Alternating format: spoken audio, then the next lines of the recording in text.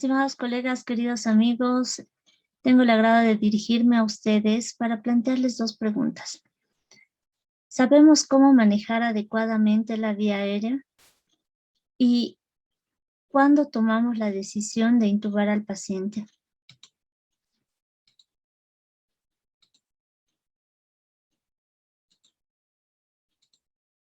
Abordaré este tema con la doctora Maida Cantuta, mi persona Maribel Gutiérrez, residente de anestesiología. El tratamiento de la vía aérea es un tema definitivamente en constante evolución. El surgimiento de nuevas técnicas relacionadas con la videolaringoscopía y además también la comprensión de los factores que influyen en una dificultad para intubar al paciente, la necesidad y el interés de mantener una adecuada oxigenación y una estabilidad cardiorrespiratoria cuando realizamos el manejo de la vía aérea, han llevado a la modificación de los fundamentos y las decisiones con la orientación principal de garantizar un buen pronóstico del paciente. Es un tema que definitivamente todo médico debería saber. Existen varias variables que vamos a estar repasando. Requiere práctica y experticia y también constituye uno de los pasos iniciales para la evaluación en el servicio de urgencias. Obviamente su adecuada realización salva vidas y una vía aérea protegida, permeable, ventilación adecuada son críticas para prevenir la hipoxemia y son una prioridad sobre la gestión en todas las demás afecciones que nosotros vayamos a manejar. Voy a presentar brevemente aquellos factores anatómicos que son de mayor relevancia para el manejo de la vía aérea. Sabemos que la boca se extiende de los labios por anterior hasta los pliegues palatoblosos.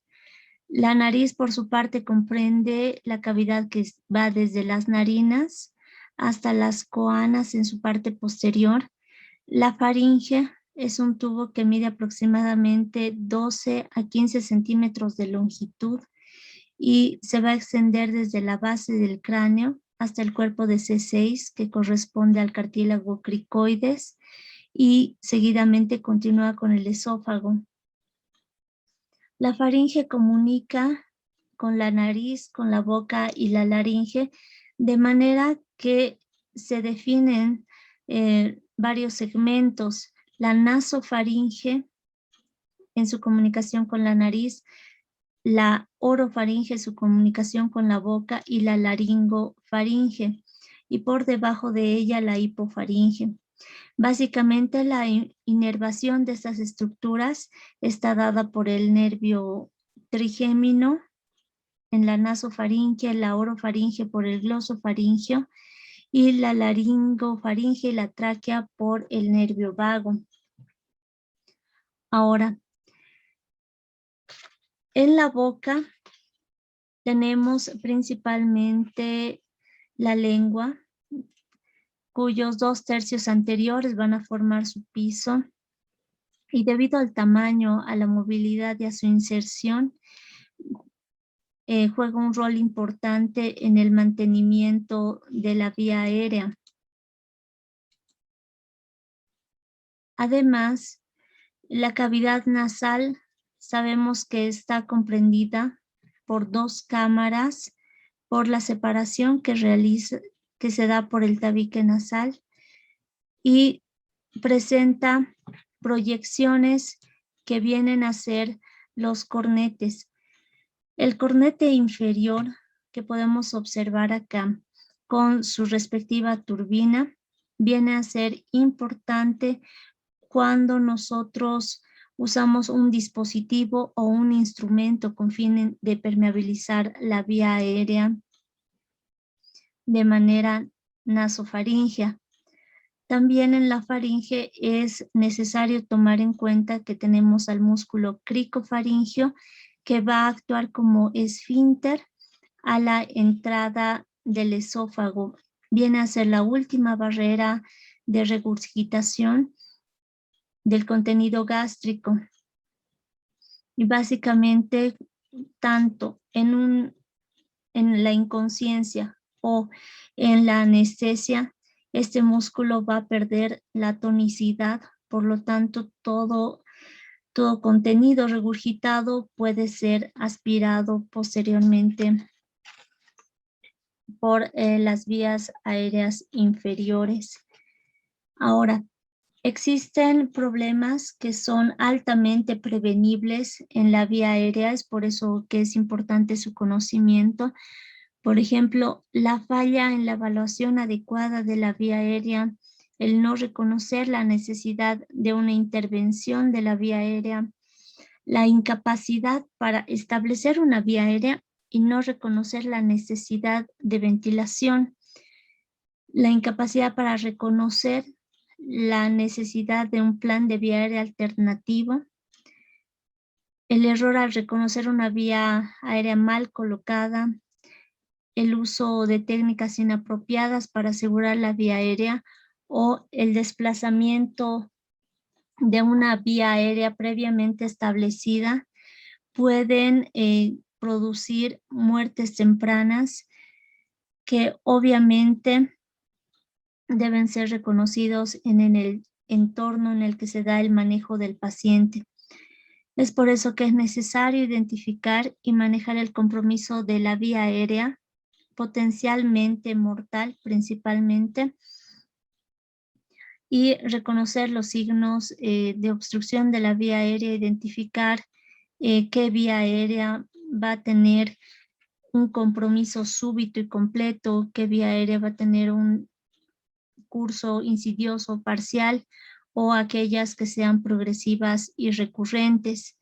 Necesitamos hacer una evaluación inicial de la vía aérea, una reevaluación frecuente de la permeabilidad de la vía aérea y una suficiencia de la ventilación. Es importante que reconozcamos cuando una vía aérea se halla indemne, no comprometida, y también que sepamos cuándo se requiere una vía aérea definitiva. La vía aérea definitiva se define como un tubo colocado en la tráquea con el balón inflado por debajo de las cuerdas vocales, el tubo conectado a una forma de ventilación asistida y enriquecida con oxígeno, y el tubo asegurado en su lugar con un método de estabilización apropiado. Ahora, ¿cómo saber si la vía aérea no está comprometida? Principalmente nos vamos a dar cuenta de esto cuando el paciente habla. Ahí sabemos que el paciente está alerta, orientado, que su perfusión cerebral es suficiente, que no existe lesiones de cabeza y cuello que puedan comprometer posteriormente la vía aérea. Y esto principalmente en pacientes que tienen un compromiso respiratorio insidioso. Hay ciertas consideraciones que nosotros tenemos que tomar muy en cuenta, principalmente el riesgo de aspiración. Todo paciente que nosotros manejamos tenemos que anticipar que son pacientes que tienen el riesgo de vomitar. Es por eso que tenemos que tener un equipo de aspiración funcional disponible, y en caso de que el paciente vomite, básicamente rotar al paciente lateralmente y restringir el movimiento espinal cervical en caso de sospecha de lesión cervical por algún traumatismo. También tomar en cuenta que podemos estar ante un paciente que tiene un trauma maxilofacial. En este caso exige un cuidadoso y agresivo manejo de la vía aérea, especialmente si existe trauma en la parte media de la cara, puede producir fracturas, luxaciones que comprometen la nasofaringe y la orofaringe. Si el paciente se niega a acostarse, puede ser un signo indicativo de que básicamente el paciente no puede mantener una adecuada permeabilidad de su vía aérea y además existen signos y alteraciones como el edema, la hemorragia, que pueden dificultar aún más el manejo en este tipo de pacientes. También el trauma de cuello. En traumatismos penetrantes del cuello tenemos que tomar en cuenta que puede provocar desplazamiento y obstrucción de las vías aéreas. En ese caso es necesario considerar una vía aérea quirúrgica. Se puede producir una ruptura de la laringe o tráquea con obstrucción de la vía aérea, hemorragia grave. Es por eso que debemos, ante esa sospecha, establecer una vía aérea definitiva de manera urgente. El trauma laringio es de una presentación muy rara, pero puede estar asociado principalmente a ronquera, enfisema subcutáneo y fractura palpable. En ese caso, se debe considerar una traqueostomía de emergencia seguida de una reparación quirúrgica. Existen varios signos y síntomas de compromiso de vía aérea con un alto índice de sospecha. Por ejemplo, cambios en la voz, dolor de garganta, respiración ruidosa, disnea, agitación y la taquipnea, que viene a ser un signo inicial de reconocimiento de una vía aérea alterada. Es un signo sutil, pero temprano. Si nosotros reconocemos esto, va a ser importante si está relacionada principalmente a un problema obstructivo. Ahora, existen signos objetivos de la obstrucción de la vía aérea a los que debemos estar alertas. Si observamos que el paciente está agitado o estuporoso, la agitación sugiere hipoxia. La depresión del sensorio sugiere hipercapnia. La cianosis, hipoxemia. Es por eso que es necesario la inspección de los lechos unguiales y también a nivel perioral. La oximetría se debe considerar de manera temprana para la evaluación de la vía aérea. Es necesario auscultar e identificar ruidos anormales, el uso de músculos accesorios que nos indiquen datos de insuficiencia respiratoria. La respiración ruidosa indica obstrucción. La ronquera o el estridor pueden estar asociados con una obstrucción parcial. La disfonía nos habla de una obstrucción funcional de la laringe y también es necesario localizar la tráquea y determinar si se encuentra en la línea media o ha sido desplazada por un neumotórax, por ejemplo. Es necesario también evaluar el comportamiento del paciente. Un comportamiento abusivo o beligerante puede ser indicativo de hipoxia. No siempre debemos presuponer que se trata de un paciente intoxicado. Ahora, existen también signos que nos van a hablar de una ventilación inadecuada. Podemos garantizar una vía aérea permeable, pero si el paciente no tiene una adecuada ventilación, entonces vamos a tener problemas posteriores que van a deteriorar progresivamente al paciente. Por ejemplo, es necesario observar la asimetría en los movimientos de inspiración y expiración del tórax.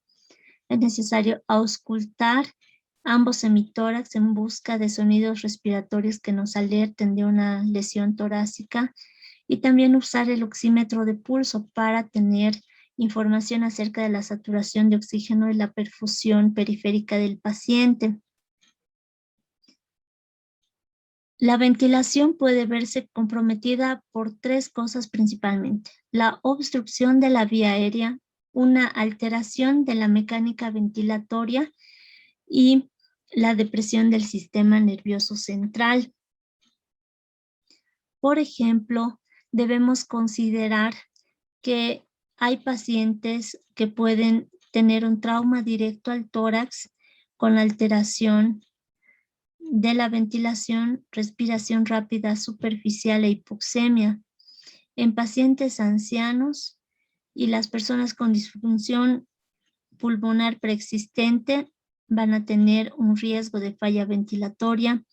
En todo paciente que tenga una lesión intracraneal puede producir patrones de respiración anormal.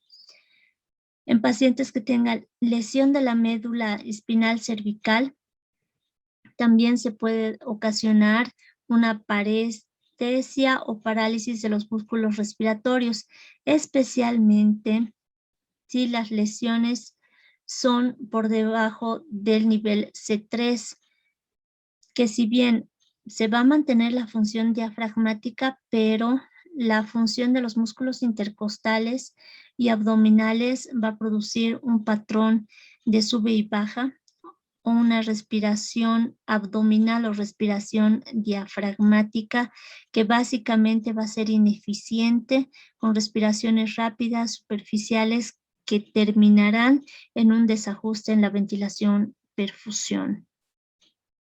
Entonces, en nuestro manejo de la vía aérea va a ser una prioridad el oxígeno suplementario, el implementar técnicas básicas, usar dispositivos básicos previo al establecimiento de una vía aérea definitiva que constituye el tubo endotraqueal, y también tenemos que tener conocimiento de los dispositivos de vía aérea difícil. ¿Cuándo intervenimos en un paciente con vía aérea permeable? Cuando sepamos que existe un compromiso inminente de la vía aérea y cuando existe una necesidad de ventilación. Existen varias técnicas de mantenimiento de la vía aérea. Entre ellas incluyen algunas maniobras como la maniobra de elevación del mentón, la maniobra de tracción mandibular y también el establecimiento o uso de dispositivos para el manejo de vía aérea básica. Por ejemplo, la maniobra de elevación del mentón, también conocida como maniobra de la posición de olfateo. Colocamos los dedos de una mano por debajo de la mandíbula y la levantamos suavemente para que el mentón se eleve, y con el pulgar de la misma mano presionar ligeramente el labio inferior para abrir la boca. La maniobra de elevación del mentón no debe hiperextender el cuello ante la sospecha de una lesión cervical. Pero en esta imagen podemos ver que estamos ante la maniobra de frente mentón, que también nos ayuda a permeabilizar la vía aérea. Otra maniobra que debemos usar es la maniobra de levantamiento mandibular o maniobra de subluxación mandibular. Se coloca ambas manos sobre los ángulos de las mandíbulas con una mano a cada lado y luego se desplaza la mandíbula hacia adelante. Entonces, cuando se realiza con la máscara de un dispositivo bolsa mascarilla puede dar el resultado de un adecuado sellado y una ventilación adecuada. Es por eso que es importante realizarla en los pacientes que tengan la vía aérea comprometida. Ahora, la máscara facial, sabemos que es un instrumento importante, sirve para ventilar, para administrar gases anestésicos, inclusive. La ventaja es que nos da una adecuada protección ocular.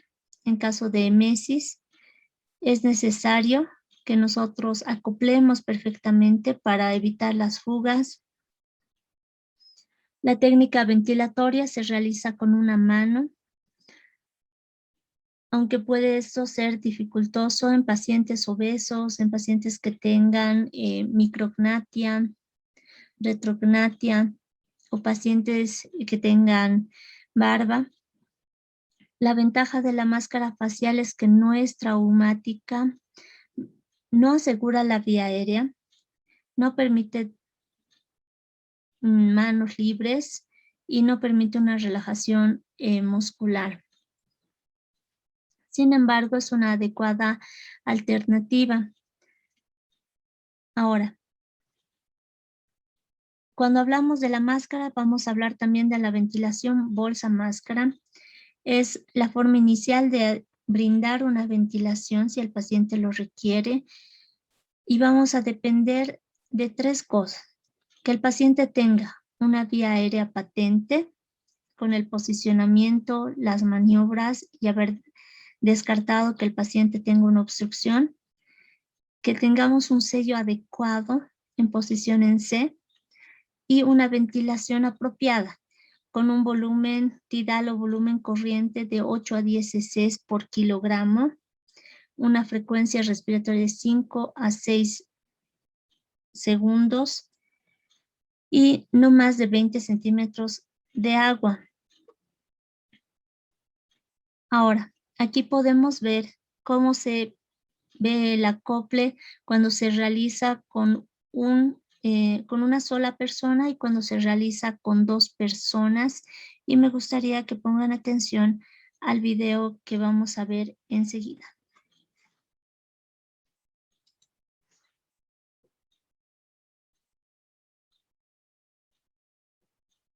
Seleccione el tamaño apropiado de la mascarilla y ensamble su equipo. Arrodíllese arriba de la cabeza del paciente. Mantenga el cuello del paciente en posición extendida a menos que usted sospeche de una lesión en la columna vertebral. En tal caso, estabilice la cabeza y cuello del paciente y use la maniobra de tensión mandibular. Haga que su compañero detenga la cabeza o si usted está solo, use sus rodillas para estabilizar la cabeza. Inserte una vía aérea oral o nasal para mantener la permeabilidad de la vía aérea. Ponga la mascarilla en la cara del paciente. Asegúrese de que la parte superior está sobre el puente de la nariz y la parte baja está en la ranura entre el labio inferior y el mentón. Genere un sello sosteniendo su dedo índice sobre la parte baja de la mascarilla y su pulgar sobre la parte superior de la misma. Luego use sus dedos restantes para jalar la mandíbula inferior dentro de la mascarilla. Esto se conoce como el método S-clamp y mantendrá un sello efectivo de cara a mascarilla.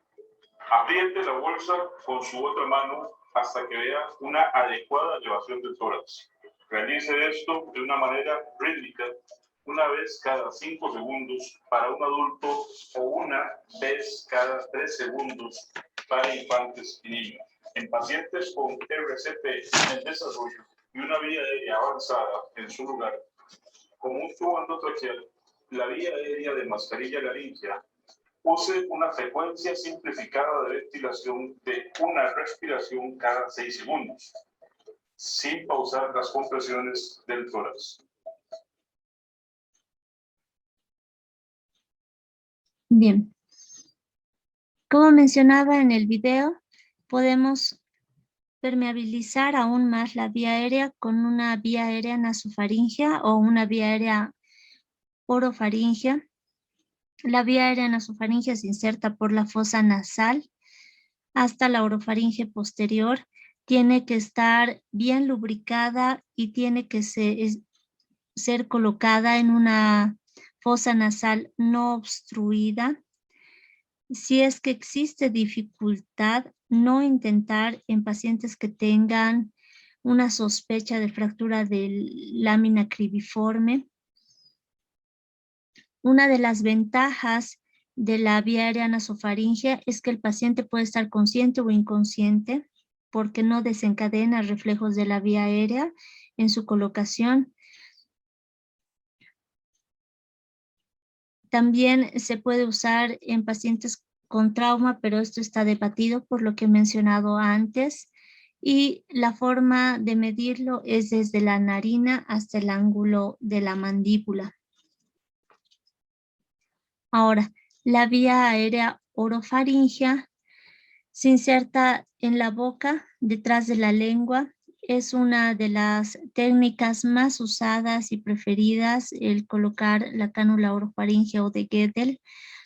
Básicamente, la forma de colocarlo es insertarla al revés con la parte de la curvatura hacia arriba hasta que toque el paladar y en ese punto giramos el dispositivo 180 grados para que la curva quede hacia abajo y deslice por detrás de la lengua.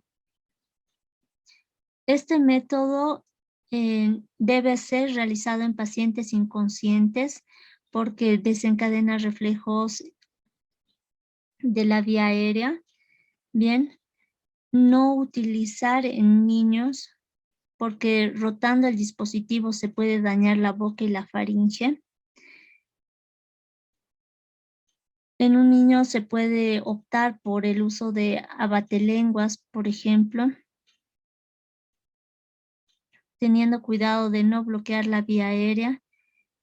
Esta técnica, al desencadenar reflejos de la vía aérea, puede inducir a náuseas, vómitos y aspiración. Por lo tanto, tiene que ser usado con precaución en pacientes conscientes. Ahora, generalmente se la mide desde la comisura labial al ángulo de la mandíbula. Existen otros dispositivos que vienen a ser los dispositivos extraglóticos o supraglóticos. Estos dispositivos son la clave en el manejo de pacientes que necesitan un dispositivo avanzado en una vía aérea en la que la intubación ha fallado y que es poco probable que se pueda ventilar con máscara.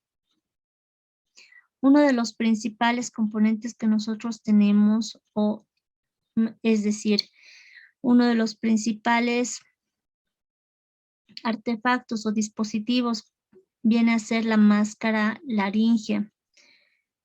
Generalmente se usa cuando existen intentos de intubación endotraqueal fallida. Bien, no proporciona una vía aérea definitiva. Sin embargo, puede llegar a suplir temporalmente a un dispositivo de vía aérea como el tubo endotraqueal por un tiempo determinado. Es un dispositivo supraglótico, no necesita un laringoscopio para la inserción. Como pueden observar, la cara convexa se la coloca sobre la pared faríngea y la pared anterior de la laringe está sobrepuesta y la punta queda sobre el esfínter esofágico inferior. Las ventajas son que puede utilizarse tanto la ventilación espontánea, manual o mecánica.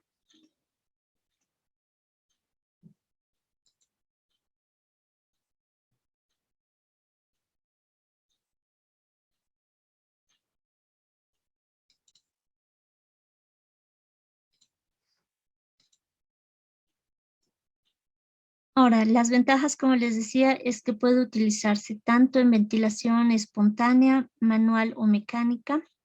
Para su colocación no es necesario la relajación muscular y además que su colocación y su retirada no se va a acompañar de cambios hemodinámicos importantes. Existen ciertas desventajas respecto a la máscara laringea y una de ellas es que no asegura la vía aérea en caso de un broncoespasmo y la vía aérea no queda protegida en caso de regurgitación. La forma en la que se coloca es siguiendo los pasos que ustedes pueden ver en la imagen. Se debe posicionar la cabeza y el cuello como para una intubación orotraqueal, es decir, la cabeza debe estar en hiperextensión, el cuello flexionado y la cabeza extendida con una mano y con la otra se inicia el pasaje de la máscara laringea con su abertura dirigida hacia el frente y el dorso contra los incisivos superiores del paciente. Entonces, en la unión del manguito con el tubo, se debe presionar su punta contra el paladar duro, asegurando que la máscara esté aplanada sobre el paladar. Y luego, con la mano libre, asegurar el tubo, bien,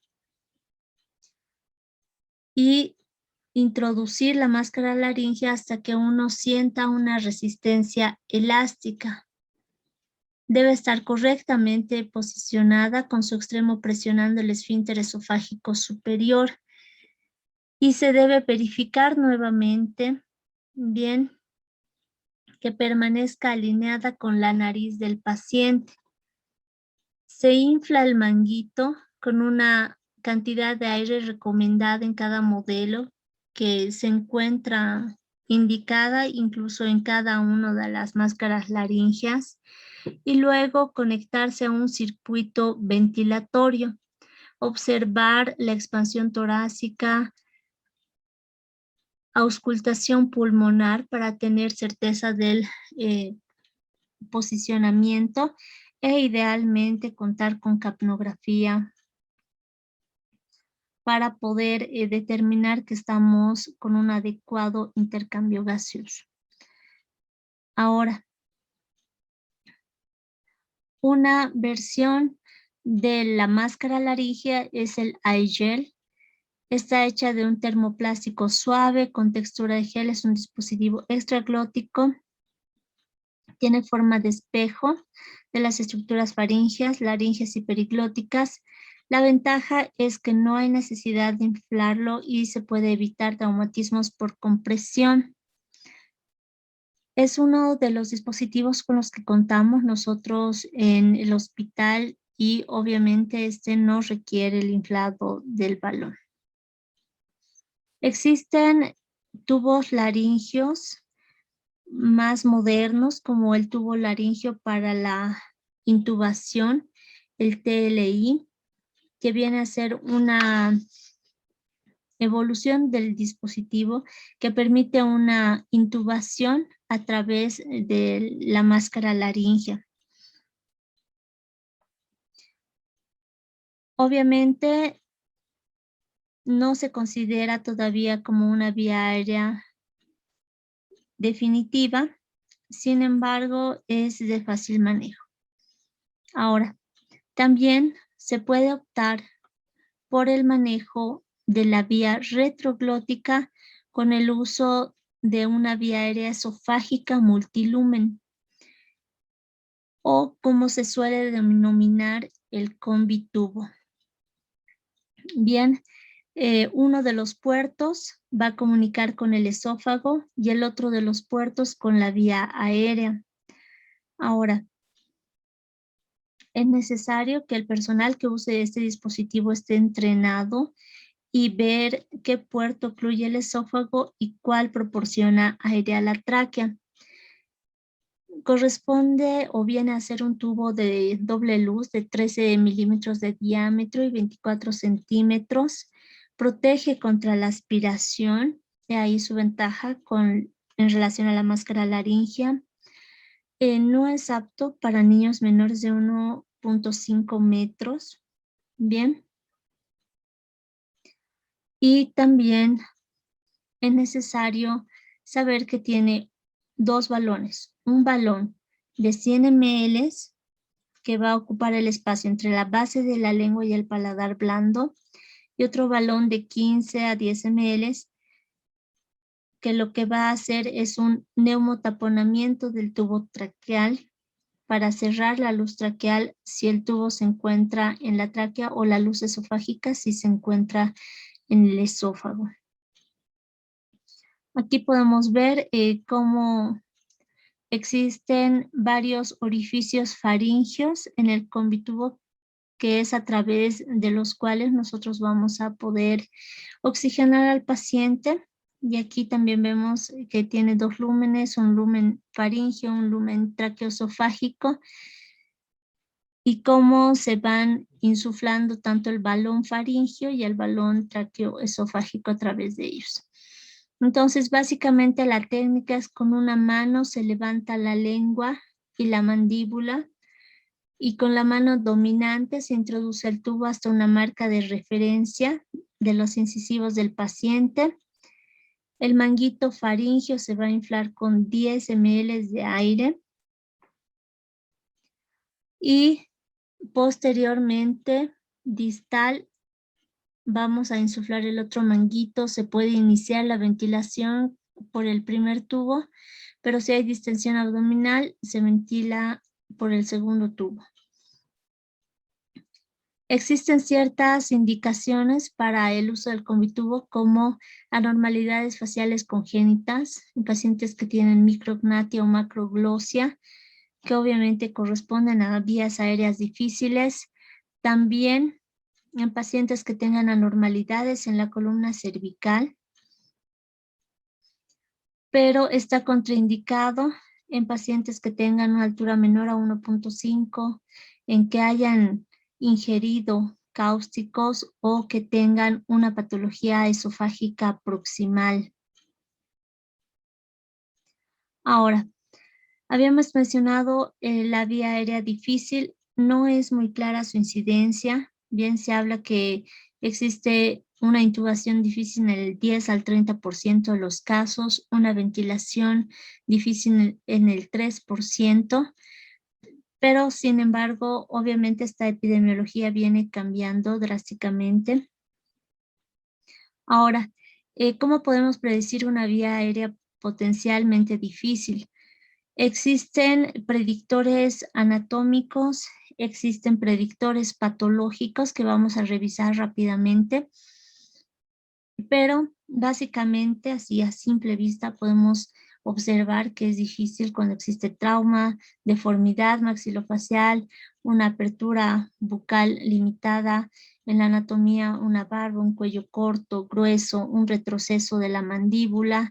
Y revisando predictores anatómicos, vamos a empezar con la apertura bucal. Bien, debemos evaluarla con la boca abierta al máximo, en ligera extensión cefálica, y medimos la distancia interincisiva. Tiene clases, bien, la clase 1 es más de 3 centímetros y la clase 3 y 4 corresponde dentro de lo que sería una vía aérea difícil. En la imagen podemos ver, por ejemplo, una apertura bucal de 13 milímetros. Entonces, obviamente, este paciente, a pesar de que se intenta una apertura máxima, es extremadamente limitada. La distancia tiromentoniana o escala de Patil-Aldrete, bien, en la que nosotros vamos a ver 3 grados desde el mentón, bien, hasta el cartílago tiroides. Grado 1 es mayor a 6.5 centímetros. Bien, la laringoscopia y la intubación endotraqueal se hacen sin dificultad. Grado 2 puede tener cierta dificultad, y la grado 3, que es menos de 6 centímetros, es muy difícil o imposible. También la distancia esternomentoniana, que cuando es menor de 12.5 predice una intubación difícil, y la regla del 2-3-3 que vamos a ver más adelante. Una escala que debe ser de conocimiento de todos es la clasificación de Mayan-Paty. Es utilizada para evaluar la dificultad de intubación del paciente observando la cavidad bucal. En la clase 1 hay total visibilidad de amígdalas, úvulas, pilares anteriores, paladar blando. En la 2 va a haber visibilidad de paladar duro, paladar blando y la porción superior de las amígdalas y la úvula. En la clase 3 es visible el paladar duro, blando y la base de la úvula. Y en la clase 4 solo vamos a visualizar el paladar duro. Cuando ya se realice la intubación endotraqueal, ahí es que vamos a observar las cuerdas vocales y entra la clasificación de Cormack-Lehane, en la que el grado 1 son cuerdas vocales visibles en su totalidad, la grado 2 parcialmente, la grado 3 solo observas la epiglotis y la grado 4 no se ve la epiglotis, considerándose una intubación muy difícil en grado 3 y solo posible con técnicas especiales en el grado 4. También se puede evaluar la escala de protusión de incisivos o test de mordida, ¿bien? Y ahí podemos ver, por ejemplo, una clase 1 mayor a 0, igual a 0 o menor a 0.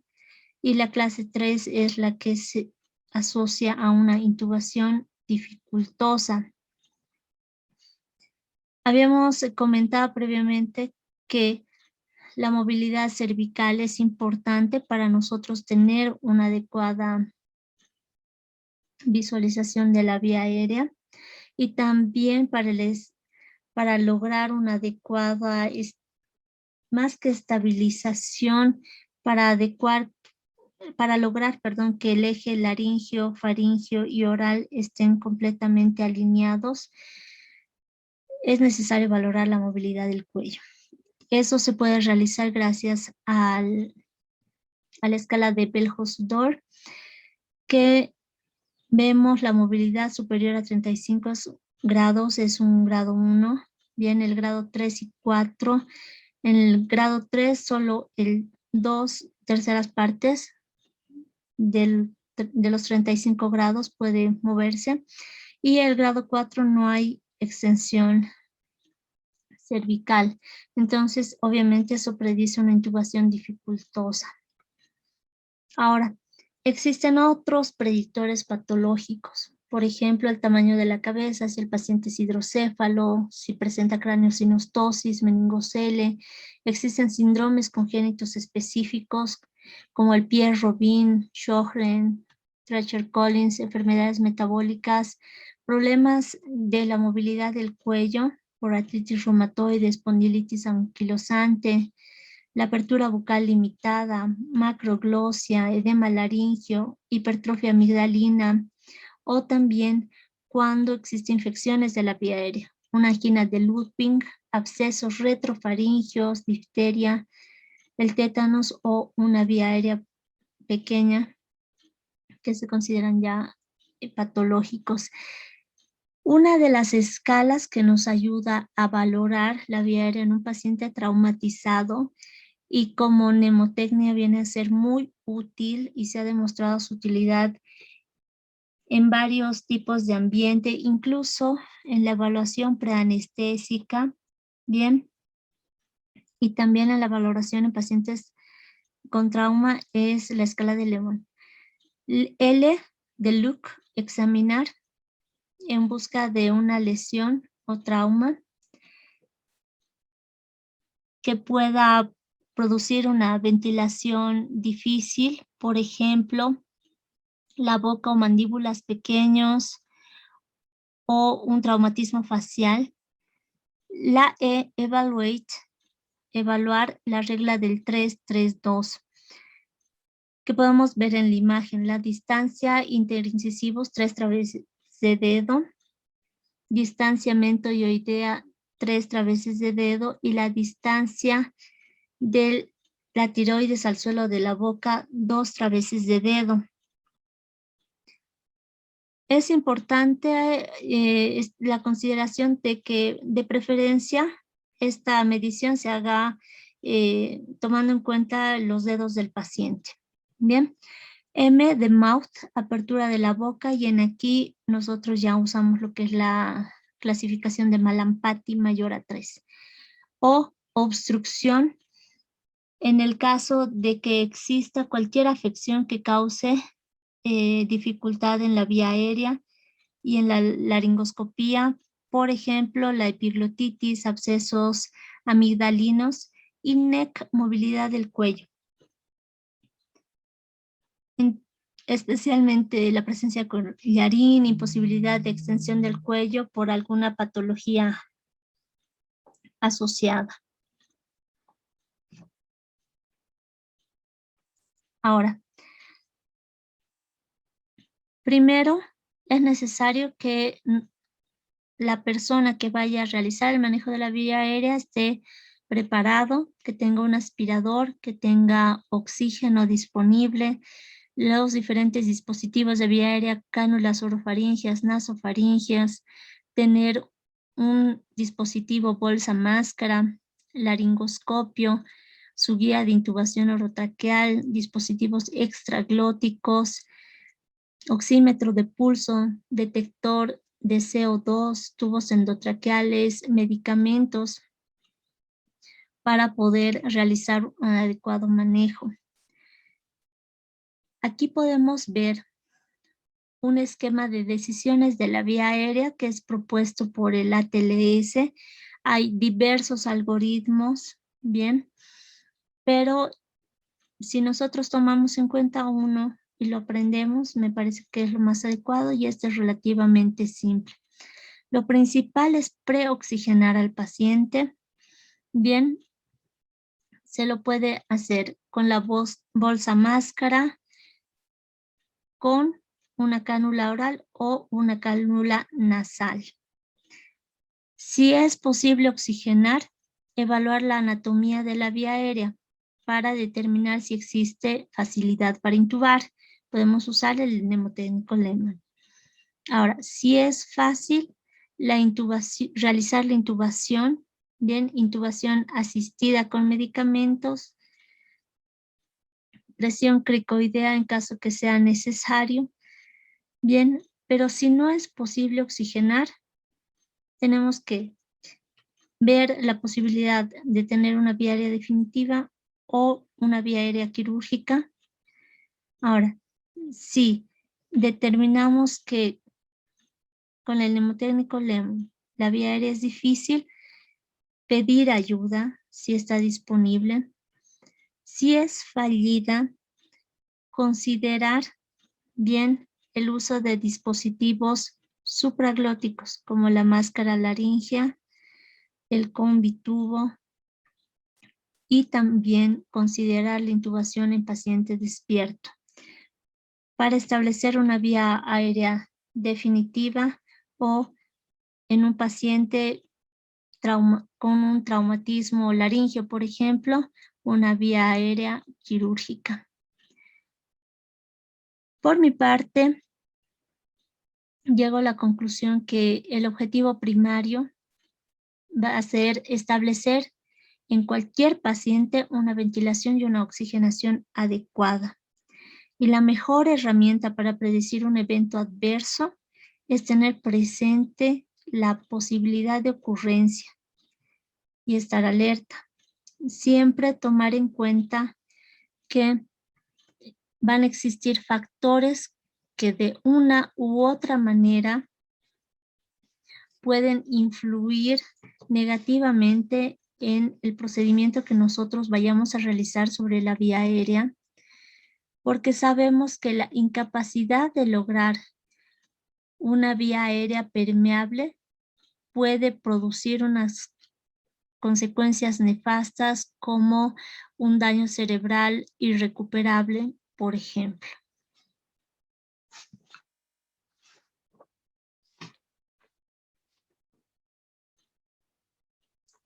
Aquí les presento la referencia bibliográfica con la que se ha realizado esta presentación. Bien, también van a encontrar los anexos de los videos que hemos usado para la misma. Muchas gracias. Ya hablando sobre el manejo avanzado de la vía aérea, vamos a tomar en cuenta lo que es la vía aérea definitiva, la cual va a requerir la colocación de un tubo en la tráquea con un balón inflado. Este balón inflado tiene que ir por debajo de las cuerdas vocales y este tubo está conectado de forma parcial o definitiva a una ventilación de forma asistida. Este puede ser de tres tipos. Uno puede ser por un tubo que va a ser colocado por vía orotraqueal, como vemos en esta primera imagen.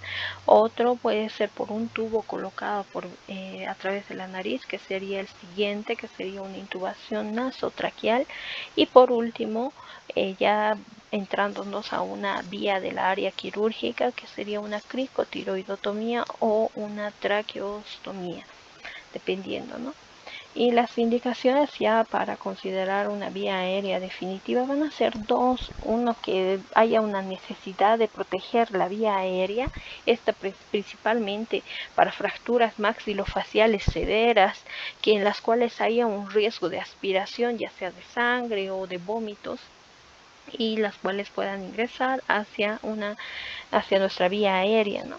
Una lesión del cuello, donde vamos a considerar lo que es un hematoma en el cuello, lesiones traqueales o incluso laringias, lesión por inhalación, por quemaduras faciales principalmente, pacientes que estén con estridor o cambios de la voz también.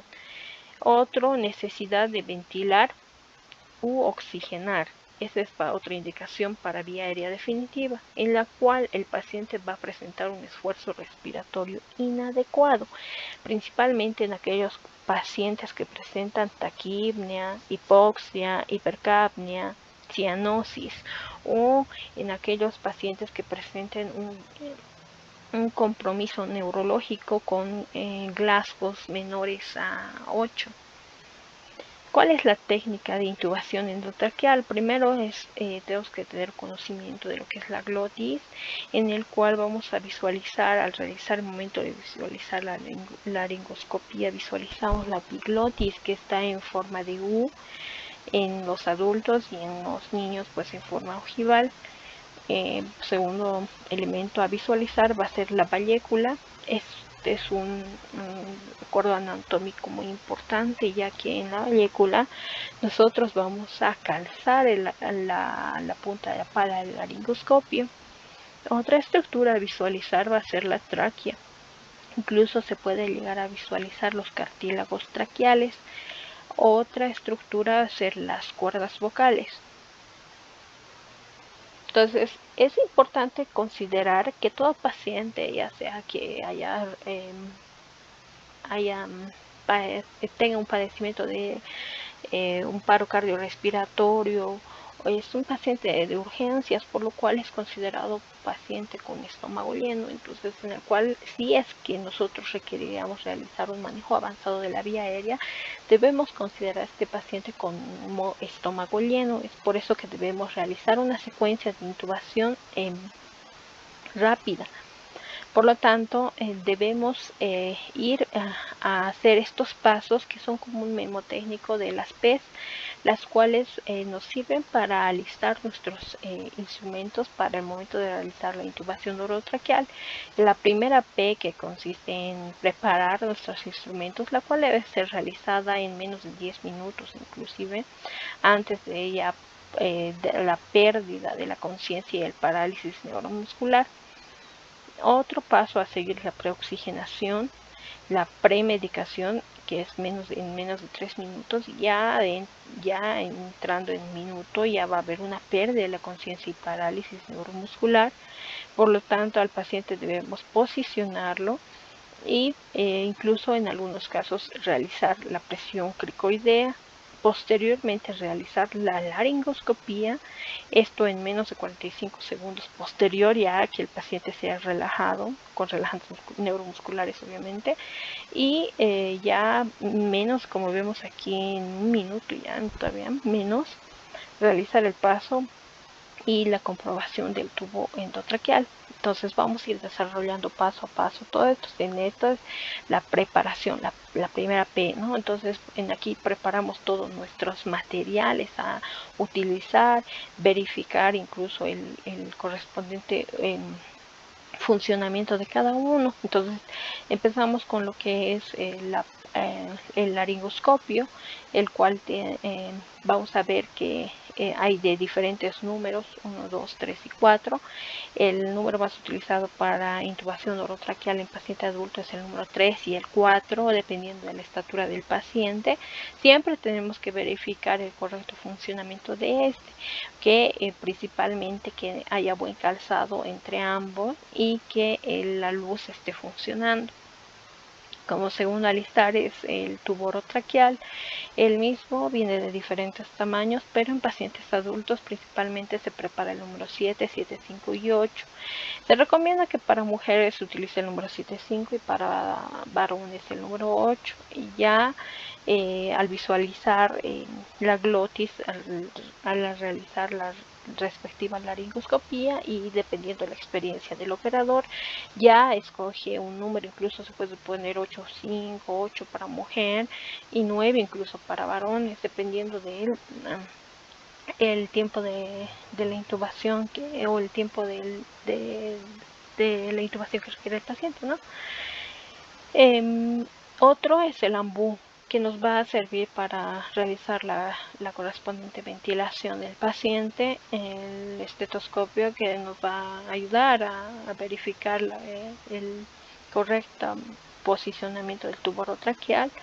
Y aquí vemos una máscara una máscara facial con reservorio, la cual nos va a ayudar en el momento de la preoxigenación del paciente y nuestros medicamentos, ¿no? Ya deben estar listos, incluso con jeringas, de acuerdo al peso del paciente y demás, ya tiene que estar listo mientras, o sea, por eso tiene que haber 2 personas encargadas del manejo de vía aérea, ¿no? Una lista de los medicamentos y la otra incluso está ventilando, si es que el paciente no estuviera ventilando, ¿no? Entonces, otra serían ya nuestra premedicación. Esta premedicación es variada, ¿no? Se puede utilizar en caso de que tengamos tiempo, en caso de que tengamos asegurada nuestra vía aérea, en el caso de que nuestra vía aérea sí se pueda ventilar ese paciente, y entonces nos da chance a alistar una premedicación.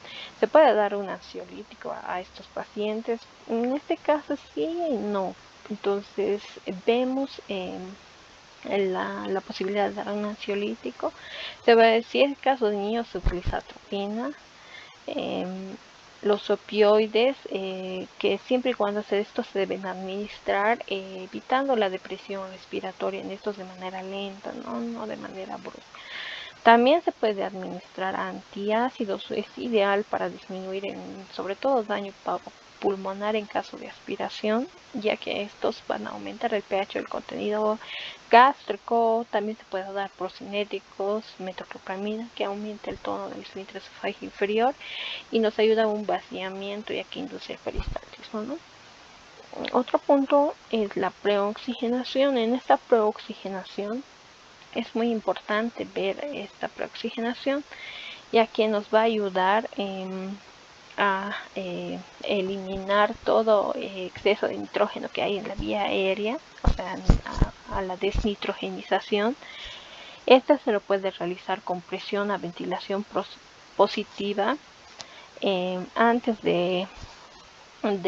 o sea, en el momento de la inducción y la intubación. En medio de esos entra esta preoxigenación. Entonces, en caso de que el paciente tenga una ventilación espontánea, pero taquimédica, o sea, que requiere ya un manejo avanzado, entonces sí se lo deja con las mismas cánulas, incluso con la mascarilla, ¿no?, en la paciente para que preoxigene. Pero en caso de este tipo de pacientes no van a poder ventilar, por lo tanto hay que dar una ventilación a presión positiva. Esta ventilación a presión positiva no debe superar los 20 centímetros de agua. ya que podríamos insuflar el abdomen y aumentar el riesgo de aspiración hacia vías aéreas, ¿no? Esta preoxigenación se debe realizar durante 3 minutos en pacientes que respiran normal o en pacientes con asistencia, ¿no? El oxígeno debe estar al 100% y lograr siempre una saturación arriba del 90%. En caso de que el paciente esté con ventilación espontánea, con 8 respiraciones pues, va a ser suficiente. Estas en el lapso de un minuto, ¿no? En oxigenación apneica, generalmente en esto sí se puede realizar una ventilación con presión positiva, sobre todo en aquellos pacientes que tengan alto riesgo de desaturación y por lo tanto también tengan algún riesgo de intubación difícil. Es mejor darles una oxigenación suplementaria, ¿no? Con bolsa, mascarilla. Posterior, también se puede utilizar lo que son la premedicación, entran lo que son los inductores. En acá vamos a ver que existen varios inductores, pero los que más utilizamos son el propofol y la ketamina. Se puede utilizar el tominato, pero no hay a la disposición en todos los hospitales. También se puede utilizar barbitúricos, que el principal es el tiopental, que tampoco ya hay a disposición. Entonces lo que más se utiliza es el propofol y la ketamina a 2 miligramos por kilogramo de peso, ambos. Entonces la característica del propofol es de inicio rápido, que es de 30 a 45 segundos y una corta duración. Si bien este propofol deprime, sí, deprime los flujos de la vía aérea y también hemodinámicamente porque produce hipotensión. Sin embargo, la ketamina se puede utilizar para aquellos pacientes que estén hemodinámicamente inestables, ya que aumenta el tono simpático, no produce tanta inestabilidad hemodinámica como lo que produce el propofol y nos ayuda porque también es un broncodilatador y hay un contra que se podría decir que tiene, que sería aumento de las secreciones. Por lo demás es muy bueno utilizarla. Ya pasando a lo que es la ventilación, como ya dijimos, en aquellos pacientes que no están ventilando, ya se puede administrar la ventilación. Esta se realiza obviamente sin superar los 20 centímetros de agua, porque podríamos provocar insuflación o distensión gástrica, lo cual nos puede llevar a una broncoaspiración, ¿no? Y en quienes también se puede ventilar, pacientes que esperan que se sature rápidamente tras una apnea, en aquellos que se sugiere una intubación difícil, o en aquellos que tienen una capacidad residual funcional baja, por ejemplo obesidad, aumento de la presión intraabdominal, en aquellos que tengan sepsis o fiebre. Entonces el siguiente paso, le administramos los inductores anestésicos, esperamos un momento al paciente, pierde los reflejos respiratorios el paciente, empezamos con la ventilación. Vemos que este paciente sí se puede ventilar, entonces recién nos animamos a utilizar relajantes neuromusculares. Entonces, ¿qué relajantes neuromusculares yo debo utilizar o por lo menos conocer? La succinilcolina y rocurón, que son los dos principales. Porque la succinilcolina es un excelente en condiciones para intubación porque nos da condiciones de intubación entre 30 y 60 segundos. A diferencia del rocuronio, que tiene es un poco más largo, ¿no? Entre 55 a 74 segundos, pero como vemos es ambos en segundos, ¿no? Y la dosis de la succinilcolina va de 1 a 1.5 miligramos kilogramo de peso. Y este nos va a durar una duración más o menos entre 3 a 5 minutos, ¿no? Nos va a durar. En caso de que no lo podamos intubar, pues este va a pasar de 3 a 5 minutos ventilando y ya luego pasa y luego va a poder ventilar en caso de que pueda ventilar el paciente, obviamente. El rocurón se utiliza también como en dosis de intubación de secuencia rápida, es de dosis de 0.9 a 1.2 miligramos kilogramos, o sea, lo cual es 4 veces su dosis efectiva y nos va a durar de 53 a 73 minutos, a diferencia de este, no es muy largo.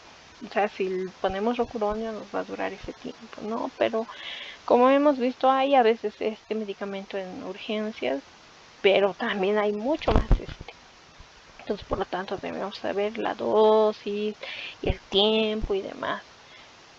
En caso de que no podamos intubar al paciente, entonces tenemos que estar ventilándolo de 53 a 73. Por eso es la importancia de administrar un relajante muscular si es que nosotros podemos ventilar al paciente. Si es que no pudiéramos, no te animes a administrar un relajante neuromuscular.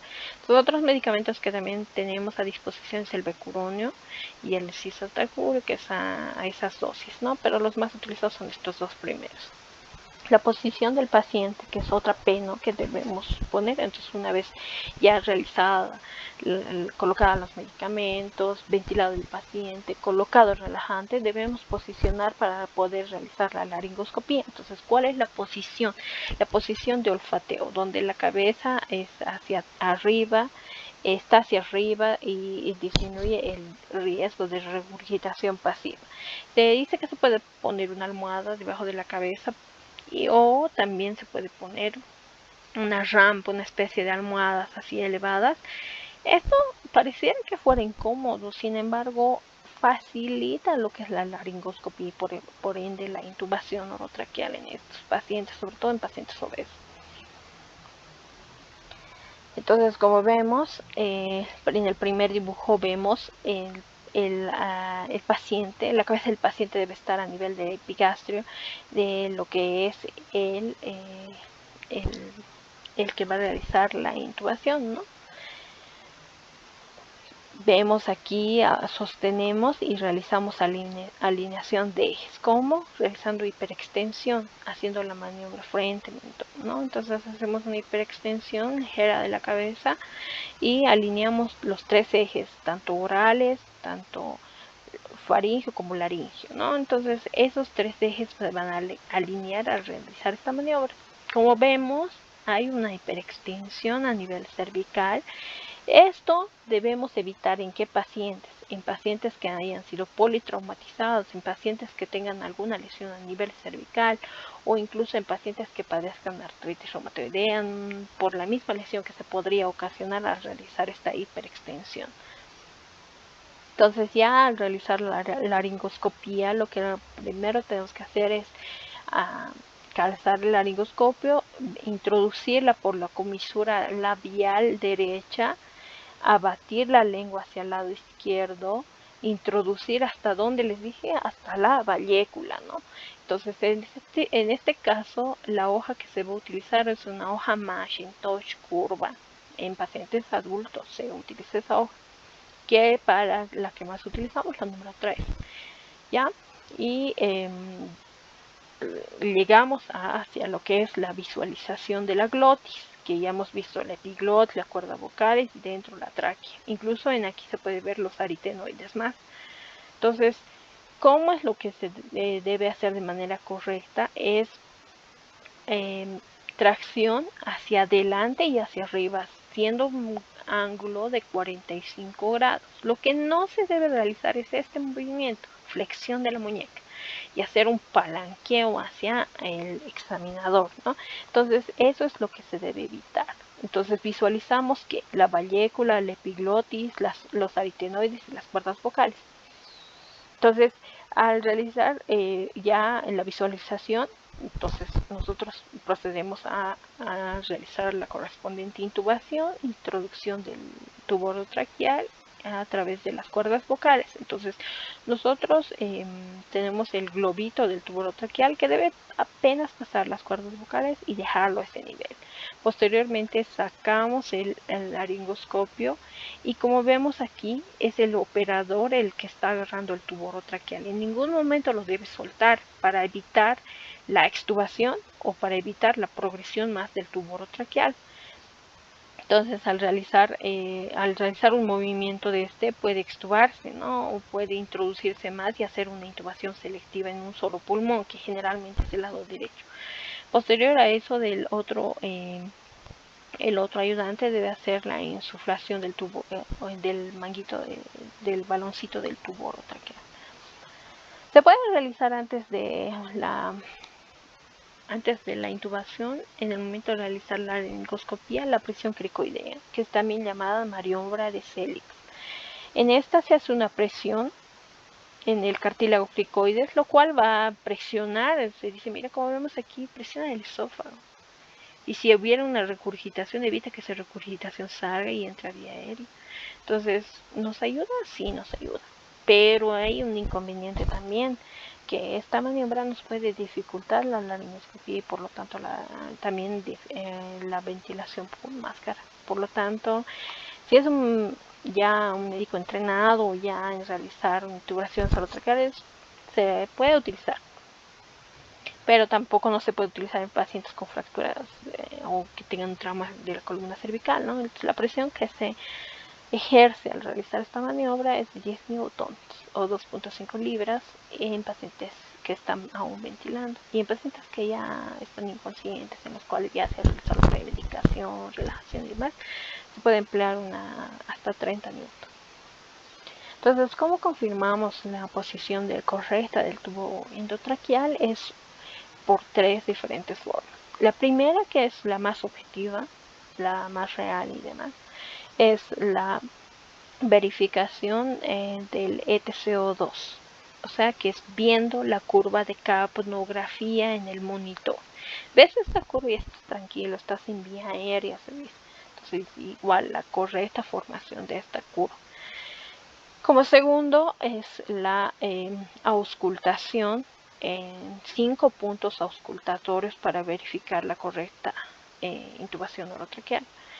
Entonces se dice que es a nivel de los ápices, tanto derecho, izquierdo, a nivel de las bases pulmonares, derecha, izquierda, esos niveles, ¿no? Donde estoy apuntando. Y a nivel de lo que es la punta de la apendicifoides o en el epigastrio, para ver de que ese tubo no esté en cavidad gástrica, ¿no? Y no haya ruidos auscultadores a ese nivel. Y como vemos igual, como ya dije, en esos niveles. Y por último es visualizando que haya una buena amplitud de ambos pulmones, una buena extensión de la caja torácica y que esta extensión de la caja torácica pues sea simétrica, que eso es muy importante para ver que también no haya una intubación selectiva. Y las complicaciones de las intubaciones van a ser varias. Aquí tengo un cuadro en el cual menciona que la principal complicación que se ha visto es la hipoxia en aquellos pacientes que no puedan ser intubados a tiempo, en pacientes que sean difíciles de ventilar. En 26% se presenta hipoxia. En 20% es una intubación esofágica. También se ha presentado una hipotensión, también aspiración de contenido gástrico hacia vía aérea. Se ha visto también trauma dental, que se ha visto asociado, sangrados, laringoespasmo, esto sobre todo secundario a irritación glótica e hipofaringia. También se ha visto paro cardíaco, broncoespasmo, puede haber también incluso emesis, vómitos, aspiraciones pulmonares al provocarse una estimulación posterior de la faringe, sobre todo con la hoja de laringoscopio, ¿no? Y también puede haber extubaciones accidentales si es que nosotros no sostenemos bien el tubo orotraqueal después de una intubación. Puede haber neumotórax también y obstrucción y estridor, que son los menos frecuentes, ¿no? Y eso sería todo con respecto a manejo de vía aérea avanzada, principalmente la intubación orotraqueal con un manejo ya de vía aérea definitiva